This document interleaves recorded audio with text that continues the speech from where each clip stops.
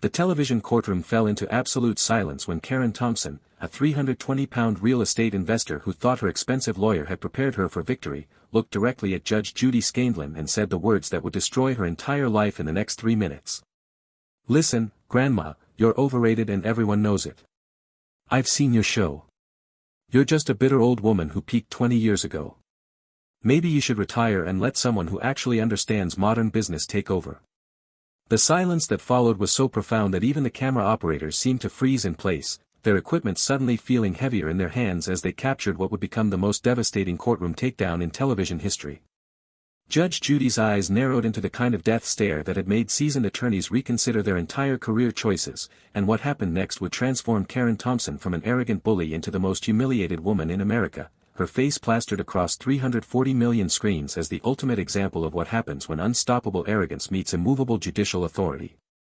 Before we show you the exact moment when this entitled Karen insulted America's most feared judge to her face and got absolutely demolished in 47 seconds of pure legal destruction, make sure you hit that like button if you believe disrespectful people deserve real consequences. Subscribe so you never miss these explosive courtroom moments where bullies finally meet someone who won't tolerate their behavior. Trust me, what you're about to witness will restore your faith in justice and prove that karma is not only real, but it has absolutely perfect timing. What makes this story absolutely insane isn't just that Karen lost her case or got embarrassed on national television.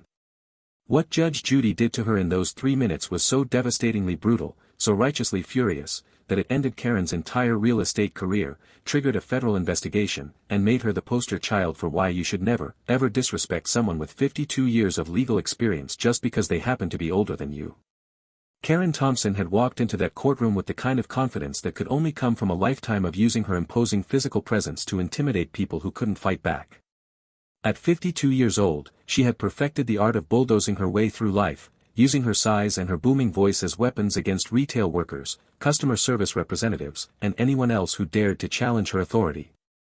She drove a black Mercedes SUV with vanity plates that read "Closer," wore expensive designer pantsuits like armor, and carried herself with the aggressive energy of someone who had never faced real consequences for their bullying behavior. In her mind, Judge Judy was just another obstacle to overcome, another authority figure she could dominate with volume and intimidation tactics that had served her so well in her predatory real estate business. But what Karen didn't know, what she couldn't possibly have understood as she strutted into that courtroom like a conquering general, was that Judge Judy had already spotted 23 different lies in her initial paperwork before Karen even opened her mouth. She had no idea that Judge Judy's research team had uncovered a criminal background that would make her blood run cold.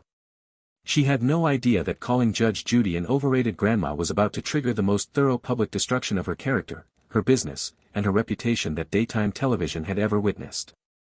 The case seemed simple enough on the surface, just another small claims dispute over a real estate transaction gone wrong. Karen was suing Lisa Chen, a 28-year-old first-time homebuyer, for $8,500, claiming breach of contract and emotional distress after Lisa had backed out of purchasing a property from Karen's investment portfolio. But this was never really about a simple property dispute. This was about power, control, and what happens when a convicted felon with a pattern of targeting vulnerable young buyers meets a judge who has spent her entire career crushing predators exactly like her. Lisa Chen sat trembling in the plaintiff's chair, clutching a folder full of inspection reports, legal documents, and evidence of the nightmare Karen had put her through for the past 6 months.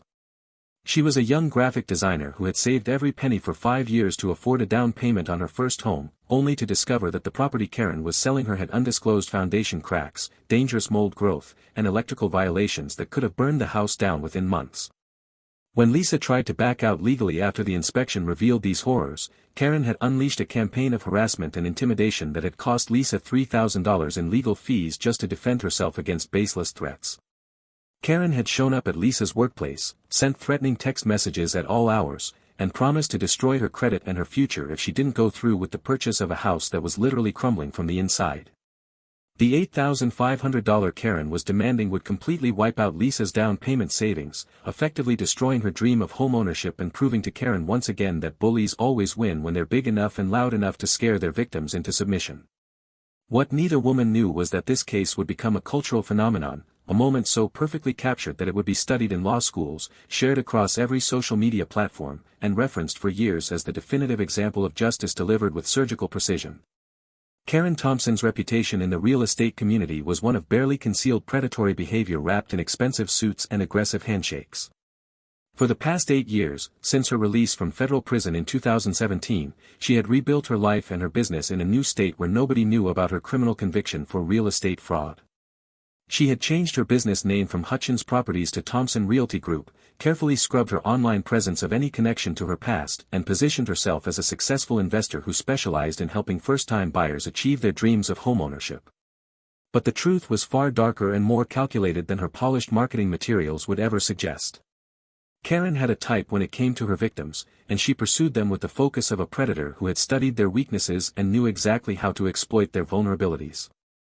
Her targets were almost always young women, particularly women of color, who were buying their first homes and didn't have the experience or knowledge to recognize the warning signs of a fraudulent transaction. She looked for buyers who were emotional about the purchase, who had stretched their budgets to the absolute limit, and who would be too intimidated by legal threats to fight back when things went wrong. Karen kept detailed files on every potential client, noting their financial situations, their family backgrounds, their emotional states, and most importantly, their likelihood of mounting an effective legal defense if she needed to pressure them into a bad deal. She had learned from her previous conviction that the key to avoiding prosecution was choosing victims who couldn't afford to fight back, who would cave under pressure rather than risk losing everything in a prolonged legal battle. Over the past 8 years, Karen had successfully closed 47 transactions, and at least 23 of them involved properties with serious undisclosed defects that she had deliberately hidden from buyers. Foundation cracks covered with fresh paint. Mold growth concealed behind new drywall. Electrical systems that barely passed inspection because she knew which inspector to call for a favorable report. Plumbing issues that wouldn't manifest until months after closing when the buyers had no legal recourse.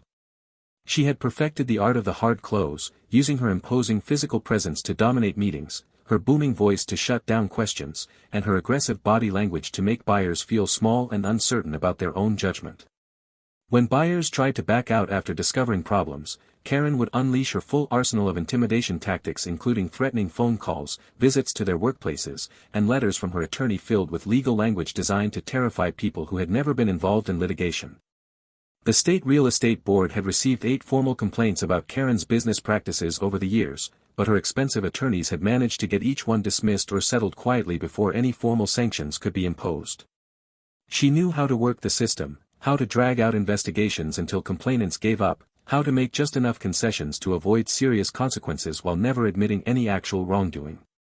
In her mind, she wasn't doing anything illegal. She was just being a tough businesswoman in a competitive market where only the strong survived and the weak deserved whatever happened to them. She told herself that if these young buyers were stupid enough to sign contracts without doing proper due diligence, then they deserved to learn expensive lessons about how the real world actually worked. Lisa Chen had been Karen's latest target, selected with the same careful calculation that Karen applied to all her victims. Lisa was 28 years old, worked as a freelance graphic designer, and had saved $35,000 for a down payment by living with roommates and working 60-hour weeks for 5 years straight. She was a first-generation Asian American whose parents had immigrated to the United States with nothing, and buying her own home represented the fulfillment of the American dream her family had sacrificed everything to achieve. Karen had spotted Lisa at an open house 6 months ago and immediately recognized her as the perfect mark.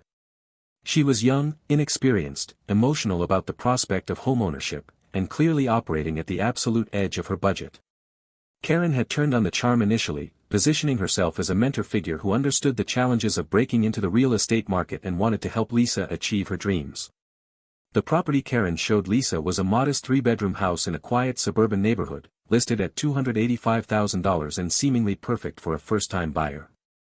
Karen had purchased it 6 months earlier at a foreclosure auction for $180,000, knowing full well that it had serious structural issues that the previous owners had been unable to afford to repair.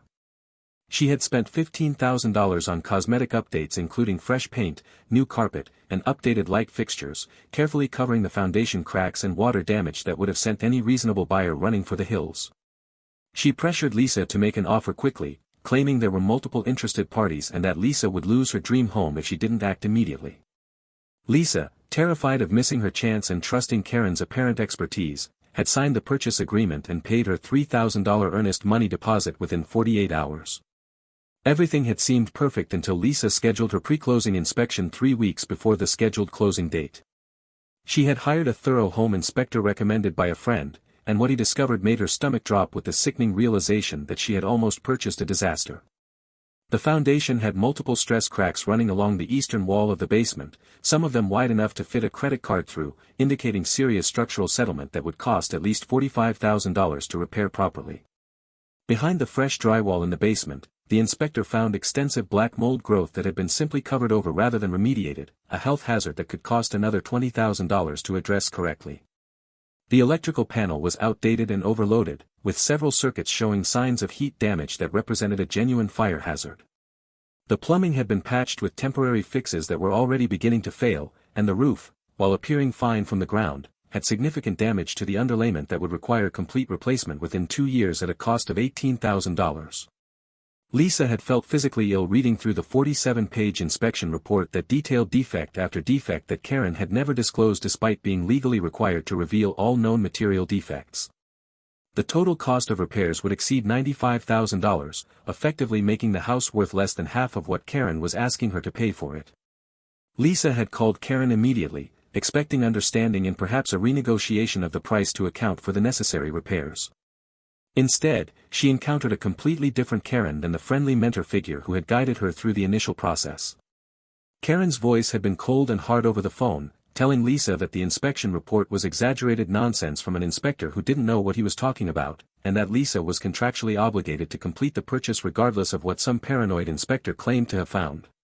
When Lisa tried to explain that she couldn't possibly afford to buy a house that needed $95,000 in immediate repairs, Karen's response had been swift and brutal.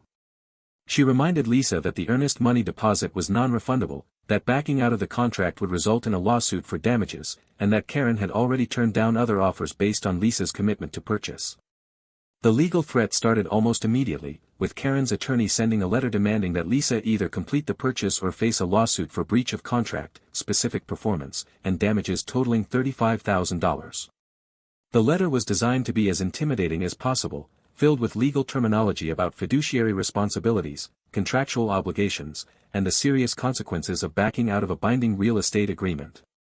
For Lisa, who had never been involved in any legal dispute and was already stretched thin financially, the letter felt like a death sentence. Karen had escalated her harassment over the following months, showing up unannounced at the small design studio where Lisa worked, causing a scene in front of Lisa's clients and employer.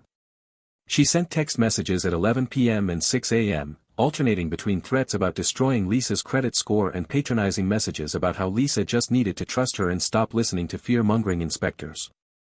She posted cryptic messages on social media about deadbeat buyers who wasted her time and cost her money, messages that Lisa's friends recognized were directed at her. The stress had caused Lisa to lose 15 pounds, develop anxiety-induced insomnia, and spend $3,000 on legal consultations just to understand her rights and options. Her dream of homeownership had transformed into a nightmare that consumed every waking moment, and the $8,500 that Karen was now demanding in her lawsuit represented nearly a quarter of Lisa's entire life savings. Meanwhile, Karen had been preparing for her appearance on Judge Judy with the confidence of someone who had never truly been held accountable for her predatory behavior. She had spent 4 weeks working with her attorney to build what she believed was an airtight case, printing out articles from real estate websites about buyer obligations and contractual duties. She practiced her testimony in front of her bathroom mirror, perfecting the authoritative tone and aggressive body language that had served her so well in intimidating clients and competitors. She selected her courtroom outfit with the precision of a general choosing armor for battle, settling on an expensive black pantsuit, bold statement jewelry, and designer shoes that added 2 inches to her already imposing height. She told her friends and colleagues that she was going to school this television judge on real estate law, that she would expose Lisa as just another flaky millennial trying to avoid her responsibilities, and that her appearance on national television would probably generate excellent publicity for her business. Karen had even posted on her business Facebook page about her upcoming appearance, writing that she was excited to represent professional real estate investors everywhere and show America what happens when buyers try to back out of legitimate contracts just because they get cold feet. Her confidence was unshakable, built on years of getting away with predatory behavior and facing minimal consequences. What she failed to understand was that Judge Judy Scanlon was not a small-time inspector she could bully, not a legal aid attorney she could outlast, and definitely not another victim she could intimidate into submission with her size and her voice. The Judge Judy courtroom buzzed with its usual electric energy as cameras rolled and the audience settled into their seats, expecting another routine small claims dispute to unfold before their eyes. Production assistants made their final checks while the bailiff took his position near Judge Judy's bench, and the court stenographer prepared to capture every word of what would become the most viral courtroom moment in television history. Nobody in that room, not the crew who had worked on the show for years, not the audience members who had watched Judge Judy demolish thousands of cases, and certainly not Karen Thompson herself, had any idea they were about to witness a destruction so complete and so devastating that it would be studied and shared for generations as the definitive example of what happens when arrogance meets accountability. Karen made her entrance into the courtroom like a heavyweight boxer entering the ring, her footsteps heavy and deliberate, her chin raised in defiance, her expensive leather briefcase clutched like a weapon she was eager to deploy. She had dressed for intimidation in her black designer pantsuit that probably cost more than Lisa's monthly rent, her bold gold jewelry that caught the studio lights and announced her supposed success, and her carefully styled hair that had required 2 hours in the salon that morning. She shot confident glances at the cameras, already imagining herself going viral for all the right reasons, already composing the social media posts she would make about her victory over this ungrateful young buyer who had wasted her valuable time. She took her position at the defendant's table with the posture of someone who believed she had already won, crossing her arms over her chest in a gesture of absolute confidence and shooting a dismissive look toward Lisa Chen, who sat trembling at the plaintiff's table clutching her folder of inspection reports and legal documents. Judge Judy entered the courtroom with her characteristic no-nonsense efficiency, taking her seat behind the bench with the calm authority of someone who had presided over more than 20,000 cases and had developed an almost supernatural ability to spot liars, frauds, and predators within the first 30 seconds of meeting them.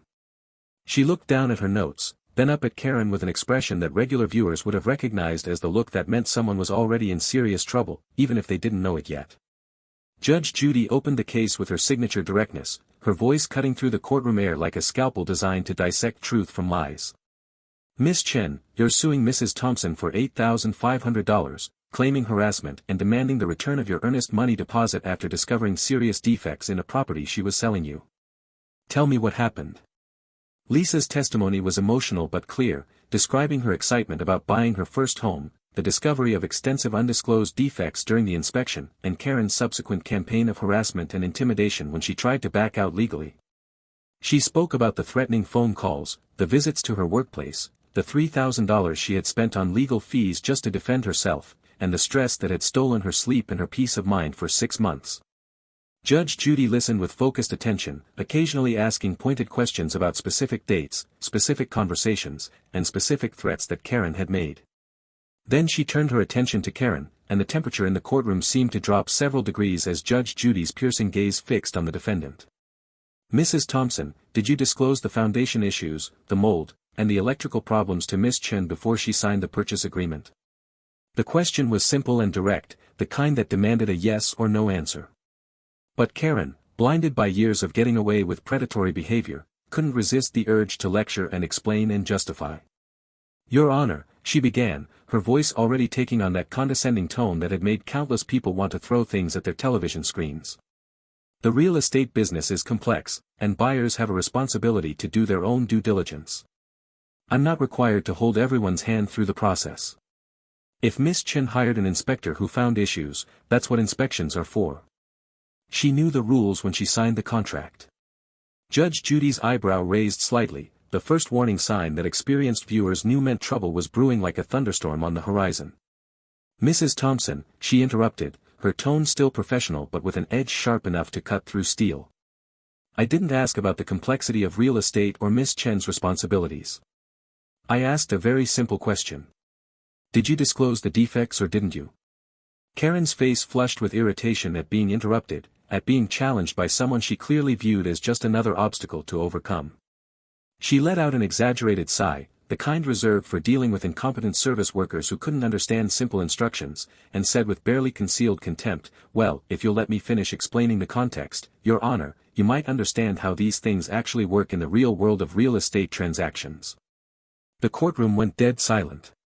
Even the camera operators seemed to stop breathing. In 25 years of presiding over her television courtroom, Judge Judy had been challenged, argued with, and disrespected in countless ways, but there was something about Karen's tone, about the dismissive way she had said if you'll let me finish, that crossed a line nobody should ever cross. Judge Judy leaned forward slightly, her voice dropping to that deadly calm tone that meant someone was about to be professionally destroyed. "Excuse me, Mrs. Thompson. Did you just tell me that I need to let you finish? Did you just suggest that I don't understand how things work in the real world?" The audience members shifted uncomfortably in their seats, recognizing that they were witnessing something extraordinary, something that would be talked about and shared and replayed for years to come. But Karen, incredibly, disastrously, chose this moment to double down on her disrespect instead of backing down and showing the humility that might have saved her from complete destruction. She actually rolled her eyes, a gesture so theatrical and so contemptuous that the camera captured it in perfect detail for the 340 million people who would eventually watch this moment unfold. She shifted her considerable weight in her chair, leaned forward with aggressive body language, and looked directly at Judge Judy with an expression of pure contempt. Then she said the words that would end her career, destroy her reputation, and transform her into the most hated woman in America overnight. "Listen, Grandma, you're overrated and everyone knows it. I've seen your show. You're just a bitter old woman who peaked 20 years ago. Maybe you should retire and let someone who actually understands modern business take over. This isn't 1990 anymore, and your outdated ideas about respect and authority don't apply to successful people like me who actually know what they're doing." The silence that followed was so absolute, so profound, that it felt like the entire universe had stopped rotating on its axis. Lisa Chen's mouth fell open in shock. The bailiff took an involuntary step forward. The audience seemed to collectively gasp and then hold their breath, unable to believe what they had just heard. And Judge Judy Scanlon, the woman who had spent 52 years building a reputation as one of the toughest, smartest, most respected judicial minds in America, slowly leaned back in her chair with a slight smile that didn't reach her eyes. That smile, that terrifying smile that meant Karen Thompson had just signed her own destruction warrant with her arrogant words and contemptuous attitude. Judge Judy's smile widened just slightly, the kind of expression a chess master might wear when their opponent had just walked directly into a trap that had been set from the very first move. She leaned back in her chair with the calm patience of someone who knew that the next 3 minutes would be remembered, shared, and studied as the definitive moment when arrogance met its perfect match in judicial authority. "Mrs. Thompson," she said, her voice dropping to that ice-cold calm that regular viewers knew meant someone was about to be professionally executed on national television. "You just made the biggest mistake of your life. Before I rule on this case, I think the audience needs to know exactly who you are and what you've done. Because calling me an overrated grandma suggests you think my 52 years of legal experience, including 25 years as a family court judge in New York, somehow makes me less qualified to see through your lies than your Google law degree makes you qualified to commit real estate fraud." Karen's smirk started to fade as Judge Judy opened a thick folder marked with Karen's full legal name in bold letters across the top. The confidence that had carried her through years of bullying victims began to crack like the foundation of the houses she had sold to unsuspecting buyers. Judge Judy adjusted her glasses and began reading with the surgical precision of a prosecutor presenting evidence to a jury, her voice steady and relentless. Karen Marie Thompson, formerly Karen Marie Hutchins. Convicted of federal real estate fraud in 2015. Sentenced to 16 months in federal prison. The charges, and let me be very specific here, involved falsifying property disclosures, selling homes with known structural defects, and defrauding 12 victims, mostly young first-time buyers, who lost their life savings because of your deliberate deception. The courtroom erupted in audible gasps as Karen's face went from flushed red to deathly pale in a matter of seconds. Judge Judy wasn't finished, not even close. She continued reading from the folder with the methodical thoroughness of someone who had spent the previous night building an airtight case against a predator. Released from federal prison in 2017. Moved to a new state. Changed your business name from Hutchins Properties to Thompson Realty Group. Since then, the State Real Estate Board has received 8 formal complaints about your business practices, all involving undisclosed property defects, all targeting young women buyers, and here's what I find particularly interesting, Mrs. Thompson, 6 of those 8 complaints specifically involved women of color who you apparently believed would be too intimidated to fight back against your threats and your lawsuits. Karen tried to interrupt, her voice coming out as a strangled whisper, but Judge Judy raised her hand with the authority of someone who would not be interrupted by a convicted felon who had just called her an overrated grandma. The audience sat in stunned silence as Judge Judy laid out the pattern of predatory behavior that Karen had engaged in for 8 years, the careful selection of vulnerable victims, the deliberate concealment of property defects, the aggressive intimidation tactics when buyers tried to protect themselves. "You're not a businesswoman, Mrs. Thompson," Judge Judy said, her voice carrying the weight of absolute moral authority. "You're a predator with a real estate license. You use your physical size to intimidate people who can't fight back. You target young buyers who don't have the experience or the resources to challenge you in court. You hide behind contracts and legal threats while selling them houses that are literally falling apart. And when someone like Miss Chen finally has the courage to stand up to you, you harass her, threaten her, show up at her workplace, and try to bully her into completing a fraudulent transaction." Karen's transformation was happening in real time, visible to the cameras and the millions of people who would watch this moment unfold. The confident bully who had strutted into the courtroom was crumbling into a shaking, sweating mess whose carefully applied makeup was beginning to run as tears formed in her eyes. "Your Honor, please," she stammered, her voice cracking with desperation. "That's in the past. I've changed. I didn't mean any disrespect. I was just passionate about my case." Judge Judy's response was swift and merciless, delivered with the precision of someone who had spent decades perfecting the art of exposing liars and hypocrites. "Changed? You called a 67-year-old federal judge an overrated grandma because I dared to question your tactics. You used your size and your voice to try to intimidate me the same way you've intimidated dozens of vulnerable buyers. You haven't changed at all, Mrs. Thompson. You're the same criminal you were 8 years ago, just wearing a more expensive suit." The 47 seconds of pure destruction continued as Judge Judy addressed the camera directly, speaking to the millions of viewers watching at home. "Ladies and gentlemen, this is what entitlement looks like when it meets accountability. Mrs. Thompson walked into my courtroom thinking her physical presence and her aggressive attitude would intimidate me into ruling in her favor. She thought calling me grandma would diminish my authority and make me look foolish on television. Instead, she just showed America exactly what kind of person she is. A bully. A fraud. A convicted felon who learned absolutely nothing from 16 months in federal prison except how to be more careful about choosing victims who couldn't afford to fight back. The humiliation of being dissected and exposed on national television was more than Karen's ego could handle. The tears started flowing freely now, carrying her makeup down her cheeks in dark streaks that made her look like a melting portrait of her former confident self. Judge Judy delivered her ruling with finality. Judgment for the plaintiff, Lisa Chen, in the amount of $8,500 for the return of her earnest money deposit and reimbursement of legal fees. Additionally, Mrs. Thompson, you will pay Ms. Chen $5,000 in punitive damages for your pattern of harassment and predatory business practices, for a total judgment of $13,500. Furthermore, I am forwarding all evidence from this case, including your sworn testimony in these documented lies, to the State Real Estate Board and to the Federal Trade Commission for immediate investigation into whether you have violated the terms of your release and engaged in the same fraudulent behavior that sent you to prison the first time. Karen was sobbing openly now, her body shaking with the realization that her entire life was collapsing around her. The gavel came down with the sound of absolute finality, and Judge Judy delivered her closing words with the kind of devastating sarcasm that would be quoted and shared millions of times. You're dismissed from my courtroom, Mrs. Thompson. And may I suggest you use your retirement, which I suspect is coming very soon, to learn some respect and humility. Perhaps by the time you're 70, you'll understand that calling someone grandma isn't an insult when that grandmother has more legal knowledge in her little finger than you'll ever have in your entire criminal career.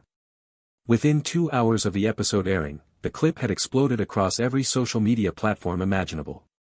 The hashtag Overrated Grandma began trending worldwide, but ironically, every single post was defending Judge Judy and mocking Karen's spectacular destruction. Twitter saw 4.2 million tweets with the hashtag Karen got destroyed as users shared the video with comments about finally seeing justice delivered to an entitled bully. Facebook recorded 89 million views in the first 24 hours. TikTok users created over 2,800 reaction videos. Reddit erupted with 45 different threads analyzing every second of the takedown. Karen Thompson had achieved the fame she wanted, just not remotely in the way she had imagined. The State Real Estate Board suspended her license within 48 hours.